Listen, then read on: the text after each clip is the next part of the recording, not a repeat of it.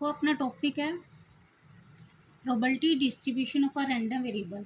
देखो probability distribution का मतलब क्या होता है, डिस्ट्रीब्यूशन से प्रोबेबिलिटी फाइंड करनी। सपोज कर लो, देखो if a random variable X assume values x1 x2 so on up to xn with respective probabilities p1 p2 pn। कहने का मतलब है x1 ਤੇ प्रोबेबिलिटी p1 होवे, x2 इवेंट ਤੇ प्रोबेबिलिटी p2 होवे, so on up to xn event ਤੇ probability की होवे pn। ਇਹਨੂੰ ਕੀ ਬੋਲ ਦਾਂਗੇ, ਪ੍ਰੋਬੇਬਿਲਿਟੀ ਡਿਸਟ੍ਰੀਬਿਊਸ਼ਨ, ਯਾਨੀ ਕਿ ਡਿਸਟ੍ਰੀਬਿਊਸ਼ਨ ਤੇ ਪ੍ਰੋਬੇਬਿਲਿਟੀ ਫਾਈਂਡ ਕਰਨਾ। ਤੁਸੀਂ ਇਹ ਧਿਆਨ ਰੱਖਿਓ, ਹਰ ਇਵੈਂਟ ਦੀ ਜਿਹੜੀ ਪ੍ਰੋਬੇਬਿਲਿਟੀ ਹੋਊਗੀ ਉਹ ਗ੍ਰੇਟਰ ਦੈਨ 0 ਹੋਊਗੀ but less than equal to ਕੀ ਹੋਊਗੀ 1। ਹਰ ਇਵੈਂਟ ਯਾਨੀ ਕਿ p1 p2 so on up to pn greater than 0 ਹੋਊਗਾ but less than equal to ਕੀ ਹੋਊਗਾ 1। ਤੇ ਜਿੰਨੀ ਵੀ ਆਪਣੀ ਪ੍ਰੋਬੇਬਿਲਿਟੀ ਹੋਊਗੀ ਨਾ ਇਸ ਇਵੈਂਟਸ ਦੀ, ਯਾਨੀ ਕਿ p1 plus p2 plus p3 so on up two plus pn किन इक्वल होगा 1 के, यानी कि सारी प्रोबेबिलिटी का सम किन इक्वल होगा 1 के। ठीक है, हूँ देखो जिमें आप सपोज किया एक्स वेरीएबल है, उनके इवेंट्स की है x1 x2 so on up to xn, उन्होंने प्रोबेबिलिटी है px। x1 ते प्रोबेबिलिटी p1, x2 ते प्रोबेबिलिटी p2, x3 ते probability p3 so on up to xn ते प्रोबेबिलिटी pn। देखो सपोज करो एग्जाम्पल एक, अ कॉइन tossed 2 times।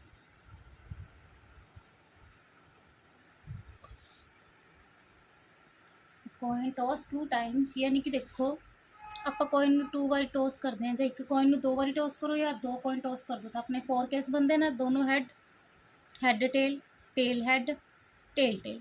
मैं तुहानू कहां कि प्रोबेबिलिटी डिस्ट्रीब्यूशन फाइंड करो, find the probability distribution of number of head. Distribution किंदा करना है, नंबर ऑफ हैड का। देखो हुण तुहानू पता है कि अगर तुसी 2 बारी कॉइन टॉस किए या तो 2 हैड आएंगे या एक कॉइन एक हैड आऊगा या हैड आता ही नहीं। ठीक है ना, अपने को यानी कि डिस्ट्रीब्यूशन की बनी जाता है 0 1 2, यानी कि जो अपना एक्स वेरीएबल हो गया ना, वो की हो गया 0 1 2।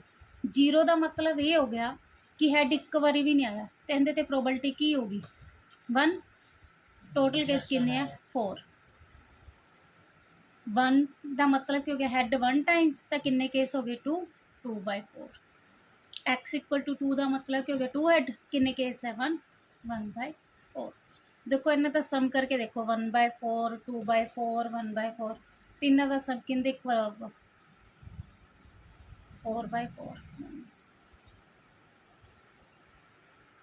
देखो डिस्ट्रीब्यूशन हो गया ना, एक्स की वैल्यू 0 1 2, यानी कि अपना x1 x2 x3, तो जी इन्हों पर प्रोबेबिलिटी आई है p1 p2 p1 p2। ठीक है, 0 ते प्रोबेबिलिटी p1, 1 ते प्रोबेबिलिटी p2, 2 ते प्रोबेबिलिटी p2। देखो 0 ते प्रोबेबिलिटी कितनी आ गई 1/4, यानी कि x1 ते अपना कितना आंसर आ गया p1 इक्वल टू 1/4। 1 ते प्रोबेबिलिटी आई है 2/4, यानी कि अपना p2 हो गया। p2 ते प्रोबेबिलिटी की आई है 1/4, यानी कि अपना p3 हो गया। Find the probability distribution of number of head in 3 tosses of a coin. Probability distribution find करना है नंबर ऑफ हैड का इन 3 टॉसिस ऑफ ए कॉइन का मतलब क्या हो गया, एक कॉइन अगर तुम 3 बारी टॉस करते हो उनके ते नंबर ऑफ हैड का की फाइंड करना है डिस्ट्रीब्यूशन। देखो अगर आप कॉइन 3 बारी टॉस कर रहे हैं तो इसका मतलब कि या तो 3 हैड आएंगे या 2 हैड या एक, या हो सकता है हैड एक भी ना हो। ठीक है, ये थोड़ा की हो गया एक्स। इस डिस्ट्रीब्यूशन से जो तुम प्रोबेबिलिटी फाइंड करोगे वो थोड़ा की बन जाऊगा प्रोबेबिलिटी डिस्ट्रीब्यूशन। देखो कॉइन 3 बारी टॉस किया, अपने पता है हैड टेल आ सकता है, तो 2 की पावर कितनी बारी कर दोगे 2 की पावर की कर दोगे 3। 3 बारी टॉस किया, देखो हैड टेल आ सकता है, जिन्ने बारी टॉस किया उन्ने बारी पावर कर दिया करो, 2 की पावर की करती 3, यानी कि 8 केस बननगे। 8 केस किवें लिखते हैं 4 head 4 tail, 2 head 2 tail 2 head 2 tail head tail head tail head tail head tail. हूँ देखो डिस्ट्रीब्यूशन की बन रहा है, या तो हैड एक भी नहीं होगा, चाहे 1 हैड होगा या 2 हैड होगा या 3 हैड होगा। 0 1 2 3 का मतलब की है know had, 1 had 2 had 3 had. Zero had का मतलब कि हो गया हैड एक बारी भी नहीं, किन्ने केस है 1 1/8। 1 हैड का मतलब कि 1 एंड ओनली 1 हैड, देखो 1 हैड 1 हैड 1 हैड किन्ने हो गए 3 केस 3/8। 2 हैड का मतलब कि 2 हैड, देखो had head tail head tail had किन्ने केस हो गए भी 3 3/8। 3 का मतलब क्या हो गया 3 के 3 हैड किन्ने केस हो गए 1 1/8। चेक करना है सम सही है कि नहीं। देखो पहले नंबर ते तो probability greater than 0 but less than equal to की होनी चाहिए 1 ਤੇ ਇਹਨਾਂ ਦਾ ਸਾਰਿਆਂ ਦਾ ਸਮ ਕਿੰਨਾ ਬਣਨਾ ਚਾਹੀਦਾ 1। ਦੇਖੋ 1/8 प्लस 3/8 प्लस 3/8 प्लस 1/8 8/8 कितने इक्वल आ जाएगा 1 ਦੇ थोड़ा सम सही। सेकंड एग्जांपल है find the probability distribution of a number of successes in 2 tosses of a die where a success is defined as a number greater than 4। देखो डिस्ट्रीब्यूशन फाइंड करना है प्रोबेबिलिटी का। A number of success in 2 tosses of a die when where a success is defined. देखो success कदों मिलती है as a number greater than 4। देखो अपने पता एक डाई ते 1 2 3 4 5 6 आता है। सक्सेस कदों मिलती है जो ग्रेटर दैन 4 आता है। ग्रेटर दैन 4 की होगा 5 ते 6। ਹੁਣ देखो डाई ਨੂੰ टॉस किन्ने बारी किया 2 बार, या तो हो सकता है दोनों बार ग्रेटर दैन 4 आ जाए नंबर, हो सकता है एक डाई ते ग्रेटर दैन 4 होवे ते एक डाई ते लैस दैन इक्वल टू 4, हो सकता है दोनों डाइयां ते ग्रेटर दैन 4 ना होवे। तो अपने को डिस्ट्रीब्यूशन किंदे ते बन गया 0 1 2 ते। देखो पहला तो अपने को की है एक डाई ते 1 2 3 4 5 6 आंदा। ये कहते सक्सैस कदों मिलती है जो ग्रेटर दैन की आंदा 4, ग्रेटर दैन 4 की आंदा 5 ते 6। ये इवेंट तुसी लैट कर लो greater than number greater than 4, greater than 4 क्या होगा 5 ते 6। इनकी प्रोबेबिलिटी कितनी हो जाएगी 2/6 यानी कि 1/3। फेलियर की प्रोबेबिलिटी की होंगी है 1 चो माइनस कर देंगे पी ए 1 माइनस 1/3 एलसीएम लैके 2/3 आ गया अपने को। हुण अपने को डिस्ट्रीब्यूशन की बने एक्स का, ਜਾਂ ਤਾਂ ਹੋ ਸਕਦਾ ਦੋਨੋਂ ਡਾਈਆਂ ਤੇ ਨੰਬਰ ਗ੍ਰੇਟਰ ਦੈਨ 4 ਹੋਵੇ, ਹੋ ਸਕਦਾ ਇੱਕ ਡਾਈ ਤੇ ਨੰਬਰ ਗ੍ਰੇਟਰ ਦੈਨ 4 ਹੋਵੇ, ਹੋ ਸਕਦਾ ਦੋਨੋਂ ਡਾਈਆਂ ਤੇ ਨੰਬਰ ਗ੍ਰੇਟਰ ਦੈਨ 4 ਨਾ ਹੋਵੇ। ਤਾਂ ਦੇਖੋ ਕੇਸ ਕੀ ਬਣਦਾ ਪਹਿਲਾਂ 0 0 ਦਾ ਮਤਲਬ ਹੈ ਕਿ ਤੁਹਾਨੂੰ ਦੋਨੋਂ ਵਾਰ ਸਕਸੈਸ ਨਹੀਂ ਮਿਲੀ। ਦੋਨੋਂ ਵਾਰ ਸਕਸੈਸ ਨਾ ਮਿਲਣ ਦਾ ਮਤਲਬ ਕੀ ਹੈ ਦੋਨੋਂ ਵਾਰ ਨੰਬਰ ਗ੍ਰੇਟਰ ਦੈਨ 4 ਨਹੀਂ ਆਇਆ, ਤਾਂ ਉਹਦੀ ਨਾ ਦੀ ਪ੍ਰੋਬੇਬਿਲਿਟੀ ਕਿੰਨੀ ਹੈ ਤੁਹਾਡੇ ਕੋਲ 2/3 ਇੰਟੂ 2/3 4/9। 1 का मतलब यह है कि एक बार सक्सैस मिल गई, फस्ट टाइम सक्सैस मिल गई तो सैकेंड टाइम सक्सैस नहीं मिली, प्लस सैकेंड टाइम सक्सैस मिल गई तो फस्ट टाइम सक्सैस नहीं मिली। यानी कि फस्ट टाइम फस्ट टॉस से तो थोड़े को ग्रेटर दैन 4 आ गया, सैकेंड टॉस से नहीं आया। हो सकता सैकेंड टॉस से ग्रेटर दैन 4 आ गया बट फस्ट टॉस से नहीं आया। इन्हों की प्रोबेबिलिटी पुट कर दो। सक्सैस की प्रोबेबिलिटी कितनी सी 1/3, फेलियर की कितनी है 2/3। सक्सैस की 1/3 तो फेलियर की 2/3। 2/9 प्लस 2/9 कितना बन जाएगा 4/9। हो सकता है दोनों बार सक्सैस मिल जाए। दोनों बार सक्सैस का मतलब की है P A into P A 1/3 into 1/3 1/9। देखो 0 ते अपने को प्रोबेबिलिटी कितनी आ गई 4/9, 1 ते प्रोबेबिलिटी 4/9, 1 ते 2 ते प्रोबेबिलिटी 1/9। अगर तुम चेक करना सम सही है ना तो सम करके देख लो 4/9 प्लस 1/9 कितना बन जाएगा 9/9 9/9 कितने इक्वल हो जाएगा बनते। थर्ड एग्जांपल है a bag contains 3 white 4 red balls, 3 balls are drawn 1 by 1 with replacement, find the probability distribution of number of red balls. देखो 1 by 1 ड्रा करी जाते विद रिप्लेसमेंट। विद रिप्लेसमेंट का मतलब ये होंदा है कि तुसी बॉल ड्रा करके उनका कलर नोट किया फिर तुसी उन्होंने बैग च वापस पाता, ठीक है। विदाउट रिप्लेसमेंट का मतलब यह होंदा कि तुसी बॉल ड्रा करके बाहर रखती, ठीक है। कहते find the probability distribution of number of red balls. देखो तुहाडे कोल 3 वाइट 4 रेड बॉल्स है, तुसी इहदे चों 1 by 1 3 बॉल्स ड्रा की है।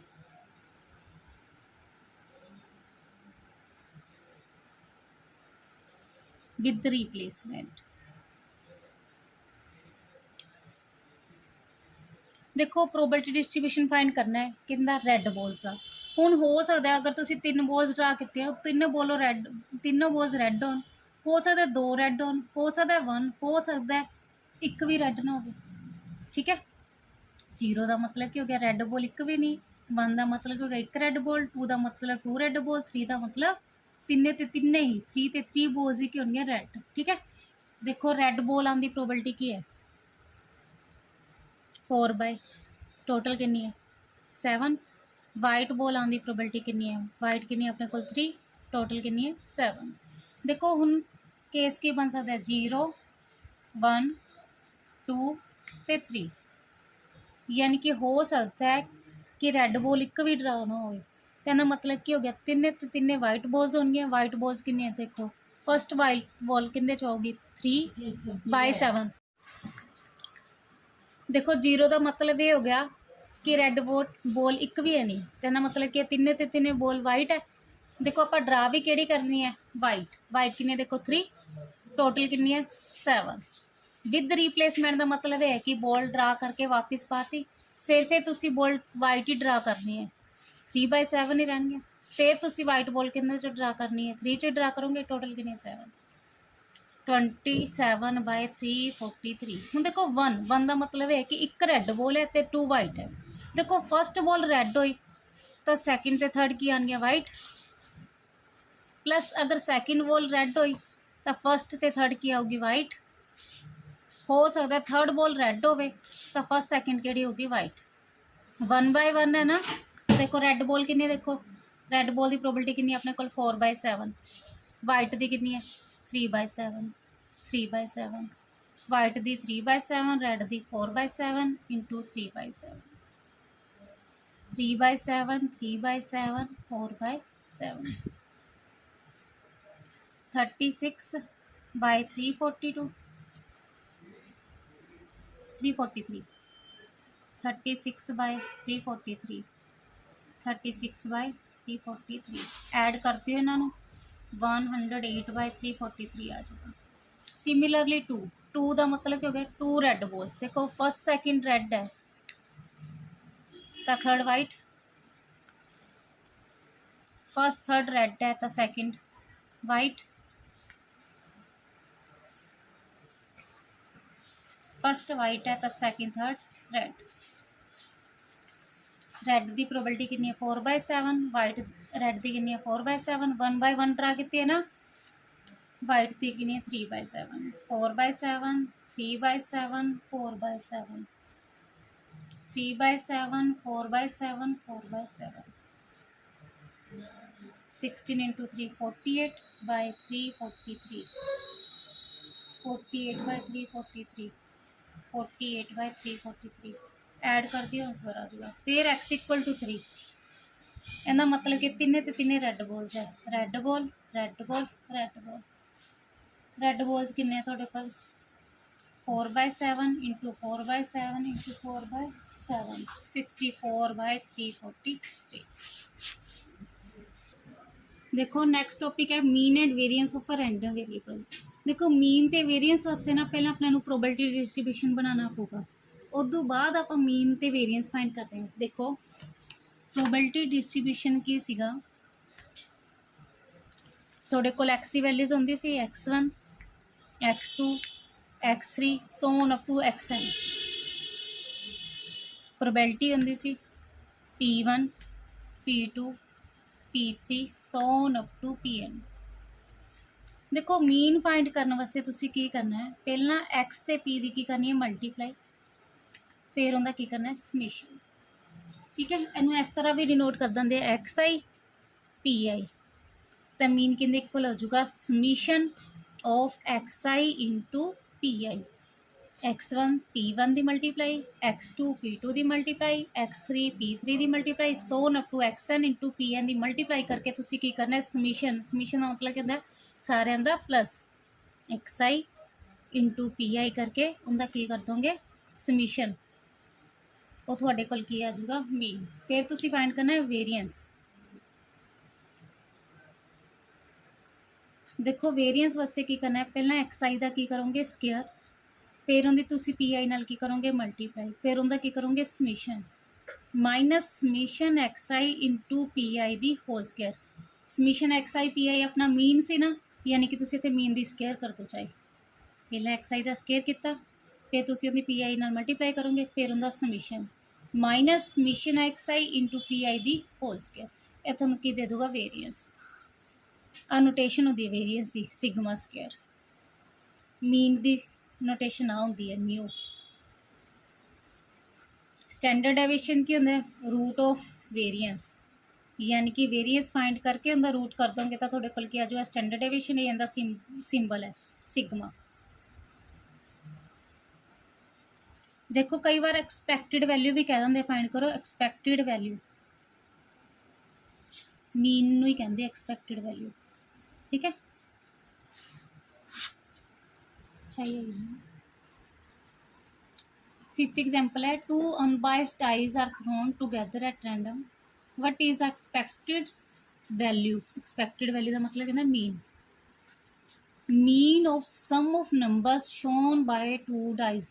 दो डाइया ते जेडे नंबर शो होंगे उन्हों का सम का की फाइंड करना है मीन।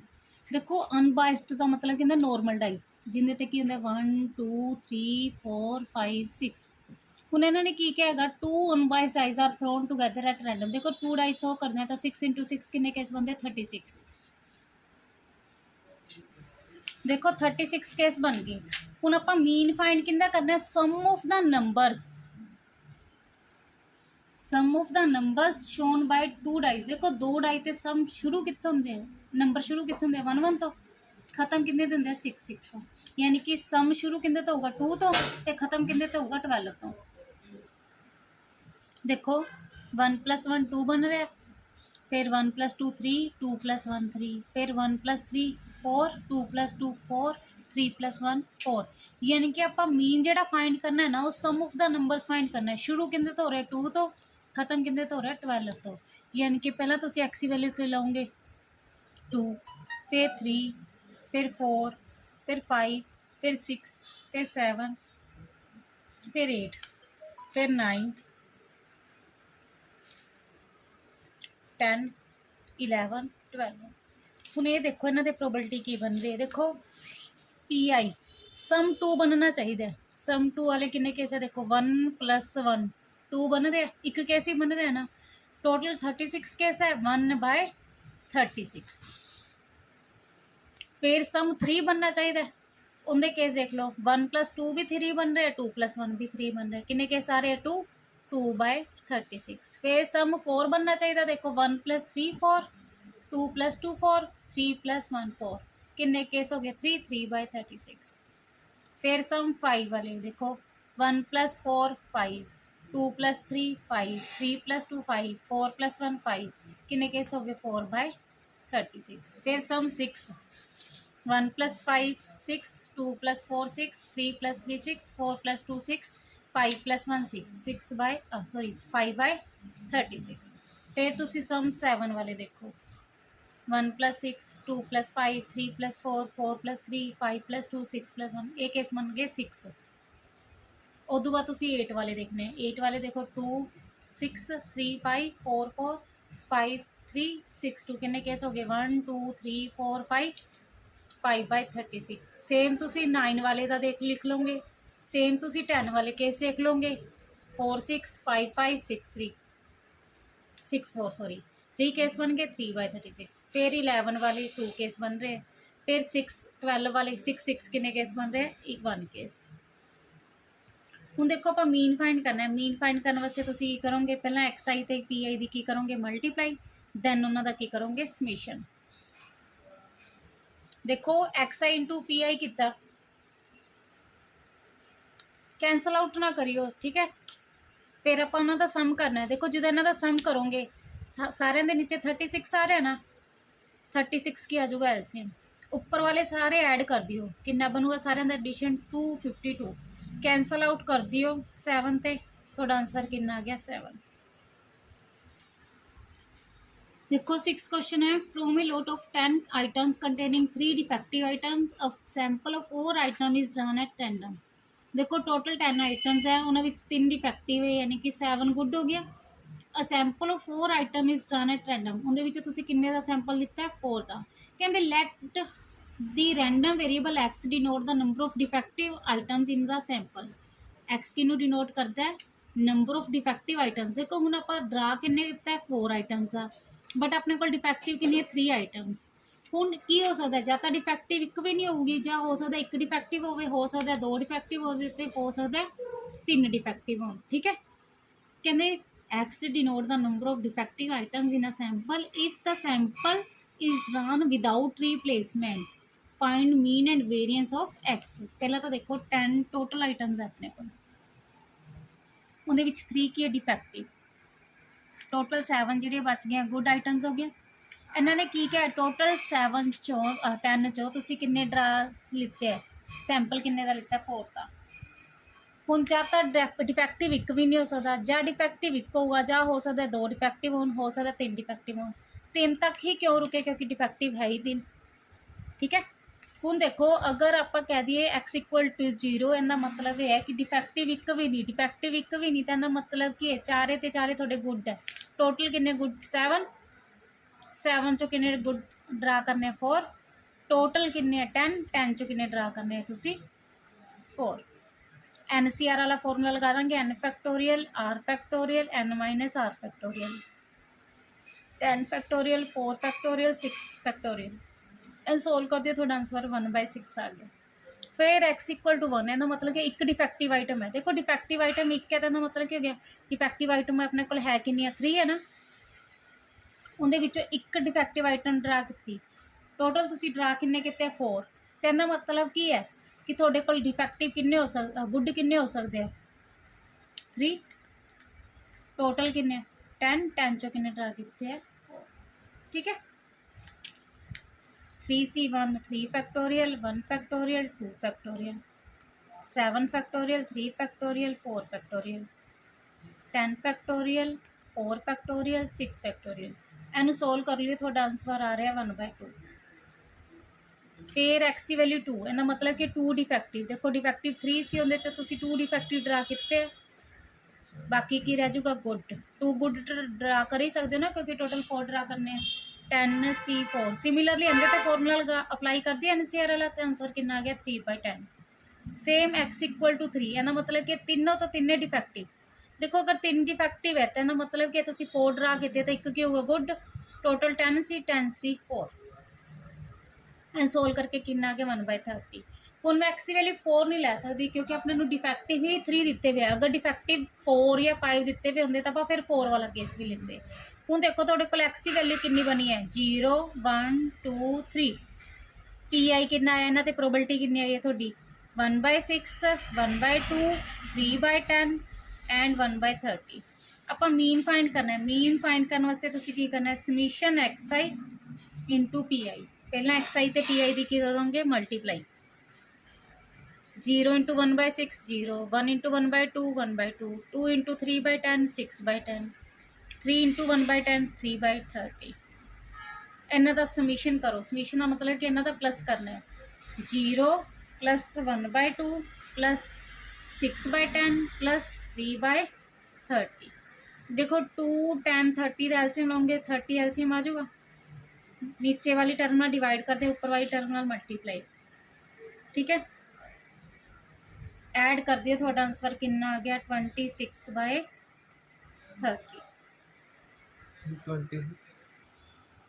इतने सम 36 बन रहे हैं। ठीक है, गलती ना 26 लिखा गया, कैंसल आउट कर दो 6/5। हुण तुसी वेरिएंस फाइंड करना है। वेरिएंस वास्ते तुसी की करना है, XI का पहला स्केयर करके उनकी PI नाल मल्टीप्लाई करके उनका summation minus summation XI * PI दी होल स्केयर, यानी कि मीन दी स्केयर। देखो पहला XI का स्केयर करांगे, 0 दी स्केयर 0, 1 दी स्केयर 1, 2 दी स्केयर 4, 3 दी स्केयर 9। फिर XI स्केयर दी PI नाल मल्टीप्लाई करो, 0 * 1/6 0, 1/2 * 1 1/2, 3/10 * 4 12/10, 1/30 * 9 9/30। इन्हां दा एडिशन कर लो। देखो 1/2 + 12/10 + 9/30 एलसीएम लैके सोल्व कर दिया, वैल्यू आ रही है 2। हुण तुसीं इत्थे की पुट करना है, XI स्केयर * PI का समीशन, वो तुहाडा क्या है 2। माइनस तुसी मीन दी स्केयर करनी है, मीन थोड़ा आया 6/5।